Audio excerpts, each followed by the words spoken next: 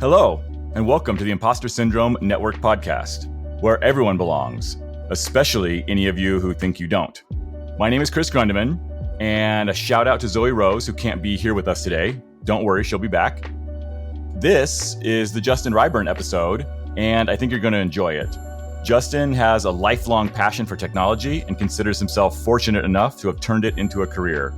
He's now been in IT for about 25 years or so. Most of his background is in networking, but lately he's been branching out and playing with other areas. Some of the things he's been working on recently include cloud architecture and design, data center architecture and design, virtualization, network automation, and taking that automation into the home with IoT and things like that. So a lot of the things I'm also passionate about. Hey, Justin, would you like to introduce yourself a bit further to the Imposter Syndrome Network? Hey, Chris, thanks for having me.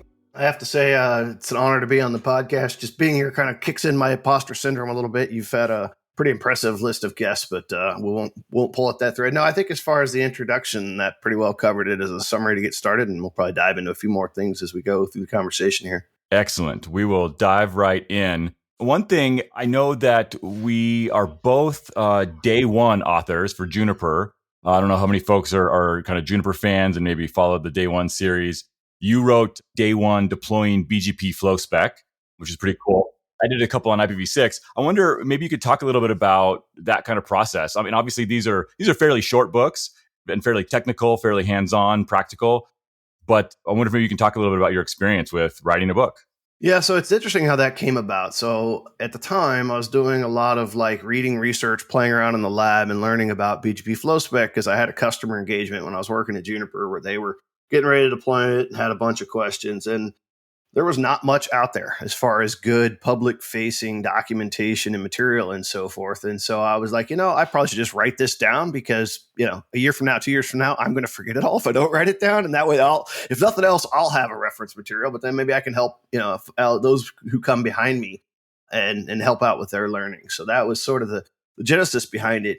It's interesting. The guy who's sort of the editor-in-chief over at Juniper, he made an interesting comment to me. He's like, if you're writing this book because you're hoping you're going to make a bunch of money, I'm just going to tell you, you're going to be a little disappointed, right? It was a good experience, to force the knowledge, to force the learning. But yeah, it's definitely not at least writing tech day one tech guides is typically not a very profitable endeavor. It's not like we're going to be bestseller New York Times type of authors. So I don't know if your experience was the same or not, but it was. And I actually had zero potential for making any money. The way I did it was just joint copyright with Juniper. So I have license to the material, but anything they sold, they kept. And I think they're selling them for $1. So it's basically, printing cost or whatever. And we talked to Jeff Doyle on the show not too long ago, and he said the same thing, right? I mean, technical books is not where you make any money. You can share your knowledge. You might, make back enough money to pay for your time, maybe if you're lucky. In some cases. Yeah, I think Juniper gave me a bonus when it was done that, maybe covered the time if that. Nice. Not that they weren't generous, but it was, again, not an endeavor you get into because you want to make a lot of money. I agree with what Jeff's saying. Yeah. Well, diving more into the present, you are currently the field CTO for Kentik. I don't know if it's the field CTO or a field CTO. Yeah, we're a fairly small company, so there's only one. So yeah. Makes sense. I thought that was the case, but I want to check. And that's an interesting title, right? I think it's something I've seen evolve, at least from my perspective, over the last, maybe 5-10 years. I started seeing this type of role pop up. Previously, you were the VP of Global Solutions Engineering. And so I'm wondering, is this move to field CTO, was that just a straight promotion, or is this a move towards being more of an individual contributor versus leading the team? Or maybe you can talk a little bit about kind of what a field CTO is and does and how that came to be. Yeah. I mean, it's a little both as far as a promotion, but also a move towards more of an individual contributor. I have two architects who work for me, and we kind of, the three of us, the 3-man team, kind of focus on a number of things. But I would say it all sort of summarizes up to being sort of an ambassador for the brand. A lot of other software companies might call it chief evangelist or tech evangelist. A little bit slightly different. That's typically part of marketing, but we're really an ambassador for the brand. So go out and do a lot of public speakings, go to conferences and shows and interact with our larger customers, some of our alliance partnerships that we're trying to get going, just kind of trying to be involved in the community and build some community around, obviously, of course, around the company that's paying our bills, right? But, the thing I love about it is I'm really passionate about being involved in the community and trying to give back to the community as much as I can. Kind of like I was talking about with the day one guide, right? Like part of my reason for writing it was let it be a resource for somebody else. If I want to do the work, might as well, right? Like what do I got to lose? So that's the part I really, really like about it. Yeah. And that's something actually, I noticed when I was, doing kind of our pre-research for the show, your Twitter profile says something along those lines. I think it says technology is cool. And even cooler is the fact that I was able to turn my passion for technology into a career. I think a lot of people who work in technology feel at least similarly, but I've never seen anyone kind of so publicly and so definitively state, right? There's just this gratitude for being able to work on technology every day. And it sounds like that's something that's been part of your life from really early. I think, I read something about, kind of some of your stories with your early computers when you were a kid and stuff. So where was that turning point from, hey, this is fun to, hey, this is a job? Yeah, I mean, I would say when I was growing up, my dad used to make the point that like if you can figure out a way to get paid to do something that you're really passionate about, that you really enjoy, it won't really be a job, right? And so I think, from a fairly young age with that advice from my dad, I was trying to figure out like, all right, what is it I'm passionate about and how do I turn that into a career? Because there are some things that people are passionate about that it's really hard to make money at. Like I have a lot of friends who are really into music. I've never been a very good musician and, they would love to figure out a way to make money in music, but that, at least historically has been pretty hard. I think modern technology might make it a little bit easier, but that's still a tough road to hoe to make good money. The first kind of computers I can remember playing around with, my mom worked for a company called Radio Shack, and they owned a company called Tandy, and they brought home a TRS-80 Model 2 that had like these big, I'm showing my age here, had like these big, I think they were 8-inch floppy disks that you like use to store stuff on. I learned to write BASIC, and I wrote a guess the number game. Like that was the first program I ever remember writing. And I just remember being so cool. I'm like, I just wrote my own video game. Like it's so cheesy. It's so stupid, but it was like, I don't know. I just like lit this fire. I was like, man, computers are so cool. I want to figure out a way to like turn this into a career. Right. I guess just try and hit the high points here. But like from that, I went off to college and majored in computer science. I thought as a, teenager who didn't know much about the world that computer science meant I'd learn all about computers, like how to build them, like how CPU and RAM and all these things like interact with each other, like more the hardware side of things. And what I realized quickly when I got into the courseware was, no, you're learning about how to program a computer, which, yeah, it's interesting, but I wanted more of a broader perspective. So I changed my major, ultimately got a degree in management of information systems because it was kind of the combination of business and technology. And that's kind of been the ongoing theme throughout my career from there on, was like, while I like solving a problem, I think you had Anna Claiborne on the podcast a while back. I remember in her episode, she made the point, like one of the cool things about writing software is like creating something from nothing, right? And like that high of solving a problem, right? I like that. I enjoy that. I don't mind doing that here and there, but I didn't want to do it as my day job. I love like being able to do that to solve a problem, like marrying that business and that, technology. And that's, I think, why I really like pre-sales and some of the stuff that I've done mostly throughout my career is like, I want to be able to like meet with customers, talk to them about what their business challenges are, ask a few more questions, figure out what the problem is, the question is behind the question, and then figure out how we could build a solution to solve those problems. Like that's what I really enjoy doing. It's the kind of the people side of it, I guess. Yeah, absolutely. That makes a lot of sense. And it is interesting, right? I mean, at that kind of, I've done some kind of pre-sales work and consult, kind of systems engineer type work. And there's two pieces, right? One is the diversity of problems you get to solve, I think is quite a bit different than if you're, in one place, right? Because I've also worked in, just at companies where I was operating a network or building a network, which is great. And you kind of get this more sense of ownership. But doing the systems engineer thing, you're getting thrown at problems like, maybe on a daily or at least weekly basis where you're seeing different things and digging in and trying to find it out. And there is a lot more of that people aspect to it. Yeah. I had a similar sort of path that you did there where like I worked for and ran networks for, I don't know, probably 10 years. And it was exciting. It was fun, especially like in the heyday of the internet. And like, things are growing so fast. It's constantly changing. It's constantly dynamic. But I had the same experience where I was like, this network that we built is cool, but it's only one of how many ever that are out there, right? And like moving to the vendor side, I went to work for Juniper. It was like, now I get to like work on multiple networks and I get to see different challenges that different organizations are faced with and try and figure out like, all right, every day it's now a different problem, a new problem that I might not have had if I was just on that one, working on that one network, right? So yeah, I loved that part of it for sure. Yeah. While you were at Juniper, you won the High Performance Club or in the High Performance Club 3 times. What is the High Performance Club And what do you have to do to win that award? Yeah, I mean, for those who may not know, when you're in pre-sales, whether you're a sales rep or you're a technical resource like I was, like what most companies call SEs, solutions engineer, sales engineer, systems engineer, the title kind of changes, but it's roughly the same thing. A percentage of your compensation is tied to hitting a quota. So the company's going to set a quota for you, for your territory, for your sales rep. And then they measure percentage of attainment of that quota. And so the high performance club at Juniper was just the folks who had exceeded 100% of plan. So the company set a quota at the beginning of the year, and by the end of the year, you were at least 100% of that was how you qualified for the high performance club. So, yep, that makes sense. Did you get anything cool? I mean, so I know some companies you do like they give like a trip away, or did you get anything cool with that? It depended on the year and how the economy was doing. I think I never got to go to the President's Club trip. I was never like high percentage enough to get to go to any of the really cool trips, but I do have a couple plaques here that they gave me and a couple really fancy like felt pens and stuff. Or, what do they call those? Like a fountain pen, yeah. Ink pens, fountain pen. There you go. That's the word I'm looking for. Fountain pen, yeah. Cool.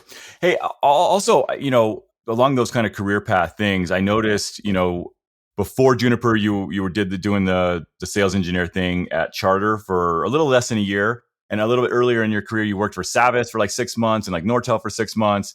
And not to cast any shade there, but I just wonder if there's ever been a time where you felt like you were in a dead end or hit kind of a block career wise. Were those instances there when you kind of moved through those companies pretty quickly, or was something else going on? Yeah, I mean, I think it's a number of factors, like most things in life. Sometimes the situation just changed, and so the tenure wasn't as long as I might have liked if I had more control of the situation. But definitely, I think for me personally, like I'm rarely ever satisfied, and it helps drive me. It helps me like always want to learn something new, do something new, take on a new challenge. So it has some positive benefits. The negative benefit, like it sometimes drives my wife nuts. She's like, you have the best job you've had in your entire career, and you're sitting around, griping and moaning because you want more. You want to do something different. You want to take on more. You like want to like burn it down and start over. What's the matter with you, right? Like just enjoy it for a moment, So sometimes there is like that burning desire in me. It's like, well, this is a good job, but I'm getting bored. I'm getting stale. Definitely I felt that way towards the end of my run at Juniper. I was there 10 years. It was a great experience. I wouldn't, if anybody asked, hey, should I go to Juniper? It depends on what you're after, but it's a great place to work. I saw some great challenges over the course of 10 years. I probably had 4 or 5 different roles that, again, brought new challenges. But at the end of the day, I got to the point where I was like, hardware's cool, but there's this whole SaaS software world that's like taking off and it's exploding and like is really exciting. And I know there's some new challenges over there, and I want to go check out some of those new challenges, and was very fortunate to be able to come over here to Kentik and work with a CEO that had actually been my customer at Juniper. And that's how I originally met the CEO over here at Kentik. So yeah, it's been a great run. It's been a great experience. I just, like you said, sometimes you get to a stage where you're like, I'm just ready for something new, a new challenge that maybe I can't get at my current employer. Yeah, that definitely resonates with me. I think I fall into the same camp of not ever really being satisfied, and also infuriating my wife with the same, for sure. I think I actually remember this moment pretty clearly. And not to say that I actually decided this, but I thought I did when I was a kid. I used to get in trouble a lot when I was a kid, and when detention stopped working, they started just sending me with like the janitors to help clean the school. Forced labor. Yeah, there you go. Yeah, exactly. And I remember, so I got to know these guys who were, men and women who were cleaning the school and stuff. And I just thought about the fact that like, an adult cleaning up after kids just seemed like a really crap job. But, the guy I worked with a lot was super happy and seemed to have a great life and was stoked about it. And I just remember realizing that I would never be that guy, because like I just couldn't, like he was satisfied, right? He was happy with his job, and that's great, right? He had a happy life, take care of his family. And I just realized at that moment, like, that's not going to be me. I'm never going to be satisfied. There's always going to be a little bit of burning hunger. At the time, I was naive and thought that meant I would never be happy. I've since learned that with gratitude and ambition, you can kind of be happy and pushing for more at the same time. But at the time, I was just like, all right, well, that's just my life. I'm not going to be happy. I'm not going to be satisfied. Here we go. Yeah. And I think, it's one of those things. I think if I could go back in life, probably would have given a younger me some advice, is because I definitely spent a lot of years thinking I was never going to be happy. Right. And like you said, like, it's like, when am I ever going to get to like the summit where like, I'm where I want to be and I'm happy because I had these, these goals and ambitions and things that I wanted to solve. And then I I'd solve one. I'm like, all right, well, what's next? Right. And it took me a lot of years, I think, to realize that like, that's just my personality. And like, I've got to have this balance where I'm not unhappy. I'm satisfied with where I am, but only to a certain extent, right? Not to the point that I'm not going to keep pushing, not keep learning new things, but I'm not like, miserable about where I'm at either, right? I have to like take a step back and have some perspective, be like, I've got it pretty good. Got a pretty good reputation. My employer respects me. I make pretty good money. I live in a fairly comfortable lifestyle compared to a lot of Americans. Like, you got to have some perspective in life sometimes, Yeah, I think that gratitude really helps. That's what's helped me anyway, is it being able to exactly take that step back and just be grateful for what I have, even when I want more, which is always. Yeah, exactly. Speaking of summits and gratitude and stuff, I wonder at this stage, right, kind of looking back over your career, what would you say or what do you feel is your greatest achievement so far? And of course, that can be measured any way you want, but what stands out and what do you think of when you think about that? Ooh, man, I don't know. When I first joined Juniper, another reason that I joined them was I really wanted to achieve some certifications. And, as a customer, you can obviously take certification classes, but you don't have quite the same access to information and like the same support at trying to go and get those certifications and stuff. So, I achieved a number of certifications when I was at Juniper. I was pretty proud of that. Like that was a goal or an ambition of mine that was like, I don't have at least a momentary piece of like pride about achieving some of the certifications, some of the J and CIE type of certifications that Juniper had. So I was really kind of proud of that moment at the time. But not to take us too off topic there, I have kind of an interesting opinion on certifications. Yeah. I think they're they can be really good, and definitely at that stage in my career, it was a good way to set a goal to learn something, build a structured training plan to go learn that thing, be able to prove to myself and other people that I could master that material. I think sometimes as an industry, we overvalue certification. We're like, oh, if you have this certification, you must be an expert, know everything there is to know about a topic. And if that's why you're going after certifications, I'm sorry to break it to you, you're probably not going to be successful at that, right? Like, but it definitely is good at setting a goal and learning. In fact, with the last couple of years, took a couple AWS and Azure certifications because I'm trying, like you said in the intro, trying to learn cloud a little more. And it was good to like make sure I had the foundations in place and so forth. But like, I don't think I'm going to have an employer knocking on my door just because I have an AWS, cloud certification at this stage in my career. Right. So. Yeah, I definitely have a similar experience. I think, early in my career, I think, at least for my own personal confidence in going to apply for jobs, it helped to have the certifications and be able to say, you know what, yeah, sure, I've only been doing this for a couple of years, but look, I know what I'm talking about. But I think more than anything, that structured learning, right? It gives you this path and it lets you, again, being kind of achievement oriented. If I go read a book, that's cool. Did I learn anything? Well, if I take the test and pass it, I know I did, right? At least to some extent. Yeah, it helps. Mm-hmm. Yeah, for sure. So you are a leadership member at the Pre-Sales Collective, which is a fairly new organization the last couple of years. What is the Pre-Sales Collective? Yeah, sure. So the Pre-Sales Collective is basically a group of folks that are trying to collaborate, build a community really around pre-sales, like we're talking about, basically people who are systems engineers, sales engineers, whatever title their organization gives that role, share best practices, bounce ideas off of each other. I mean, it's the same thing you would expect in any other industry community, but it's specifically designed for people who are mostly in business to business, software as a service, SaaS type of sales organizations. They've got a pretty impressive number of people. I think the last time I looked at the general channel on Slack, there were like, 1,500 people in there. So it's 14 or 15,000 people in there. There's a lot of people in there. So it's a good size community. And it's definitely been very helpful to me when I first took on running the SE team at Kentik. I was the only pre-sales leader. And so I didn't have anybody internally inside the company and I could go like bounce ideas off of, collaborate and so forth. So having a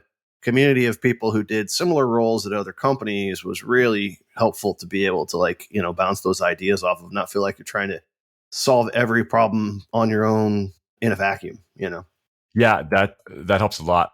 It kind of relates. We had Chris Cummings from ESNet on the show a while back, and he talked about a book or article he read that was called something about becoming a senior engineer too soon. And it was a lot about this idea that you can end up in these places where you no longer have anyone to learn from, right? You end up at kind of the pinnacle within a company or within an organization And I've definitely found myself there a couple of times. And so having these kind of outside organizations, whether it was, for me, it's been, Nanog and some of those communities, Ripe and that kind of stuff, where I was able to go find some people who were way smarter than me and still keep learning, even though I was maybe stuck in a weird spot. Yeah.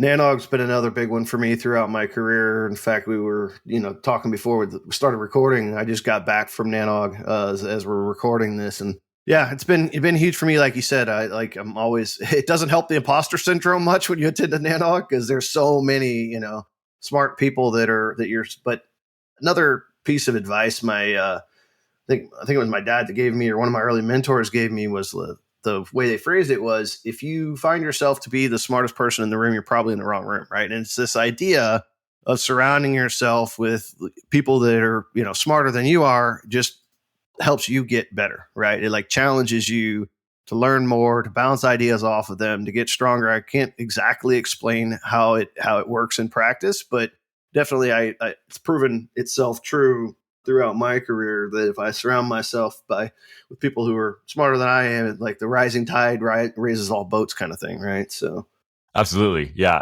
I agree with that completely. And I think there's two sides to it, right? One is when there's smarter people in the room, you've got these people to learn from.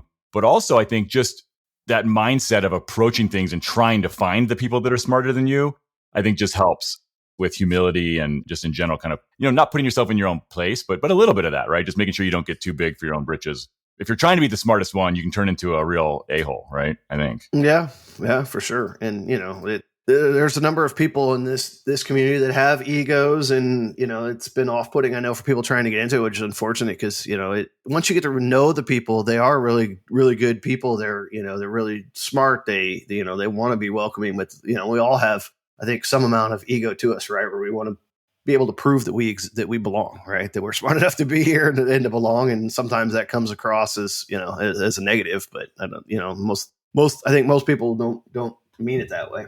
Yeah, sure.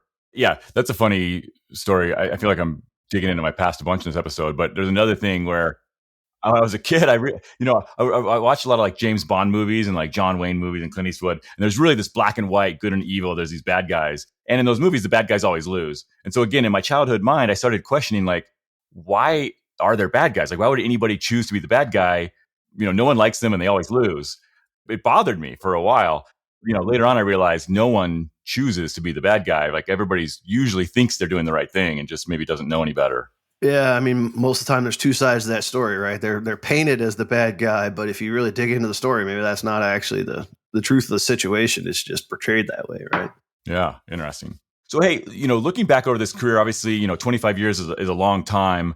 If you could go back and change things, is there anything you would change, or what would you change about your career, or whether it was, I don't know, is there anything you would change about your career so far? Probably not anything major. I mean, I'm a big believer that, like, whether it was a good experience or a bad experiences, the experiences that we have in life are what make us who we are today. So, I mean, I could probably go back and say, oh, this was less pleasant. I wish I had done this, not done that. But the reality is probably without some of those experiences, I wouldn't be who I am today. Or so. No, I can't really say, there's anything I would change. Like I said earlier, there's definitely probably some advice. If I could go back and give younger me some advice, I would have gotten involved in the community earlier. I didn't discover Nanog and some of these other communities till I was a little closer to mid-career. And the first time I went to them, I'm like, where has this been? Like, why have I not gotten more involved in this earlier and been able to benefit from mentorship and community and some of these other things that have really paid big dividends in my career?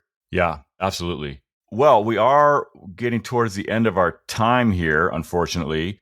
Justin, do you have any projects or causes, either something we have talked about or something we haven't, that you'd like to highlight for the network? Sure. I think we got time of the recording. We've got a conference coming up called AutoCon that I know you're helping organize through the Network Automation Forum. I'm really excited about, again, community, getting a bunch of people who are passionate about network automation together and talking shop. I'm really looking forward to that event. Outside of that, nothing else to highlight. As I said earlier, part of my my new day job here recently is to be more involved in the community. So I am looking to get more involved in the community. So if anyone listening has a program committee or a board that they think it'd be interesting for me to help advise for some nonprofit or some community organization, feel free to reach out to me. I'm happy to get more involved in the community. So awesome, great, yeah, and we'll have links In the show notes for anybody who wants to reach out to your Twitter and LinkedIn, as well as your blog and your GitHub account. So folks want to kind of ping you on any of that stuff, they should be able to find you. Justin, thank you so much for sharing your story with the Imposter Syndrome Network. And thank you to all of our listeners, everybody out there who's tuning in, for your time, your attention, and your support. I'd really appreciate it if you did find this episode insightful or interesting, or even just entertaining. Please consider paying it forward by letting others know about this show and the great guests we have on. We're really on a mission here to inspire some folks, especially in the next generation. So if you know some young people who are trying to get into tech, I'd love for you to share this podcast with them. One last thing kind of before we close out here, Justin, in the pre-recording chat, you mentioned that you might have a story about feeling imposter syndrome yourself. So I wonder if you have a specific instance of imposter syndrome that you could talk to us about. Maybe, what brought it on, how you felt about it, and maybe ultimately how you got through it.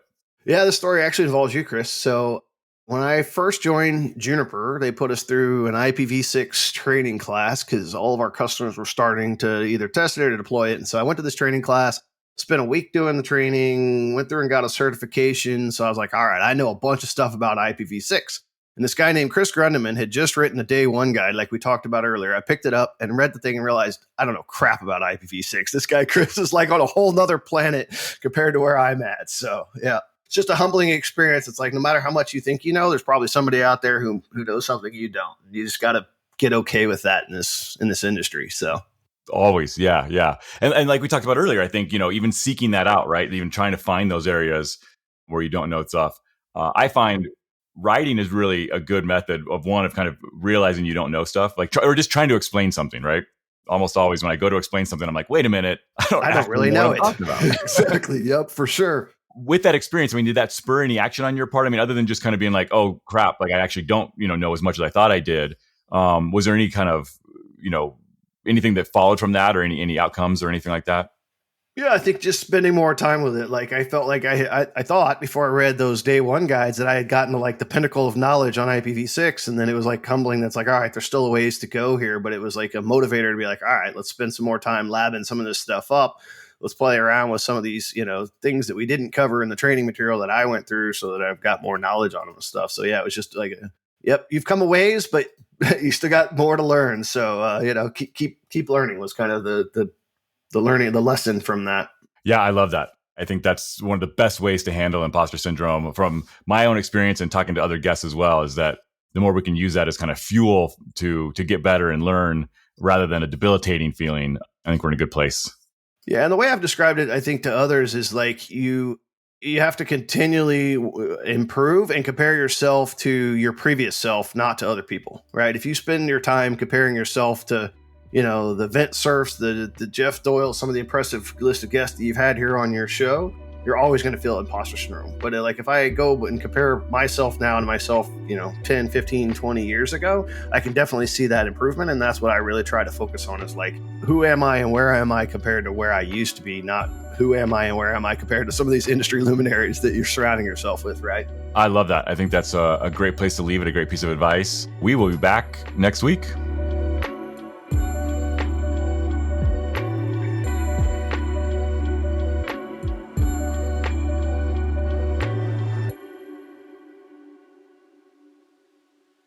Is there anything specifically you want to make sure we cover?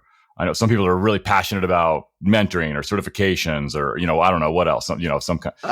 I've got a strong opinion on either one of those. If you want to talk about either one of those. Somebody could do a whole episode on just like the business of certifications and, Cisco Academy. And that's, oh yeah, for sure.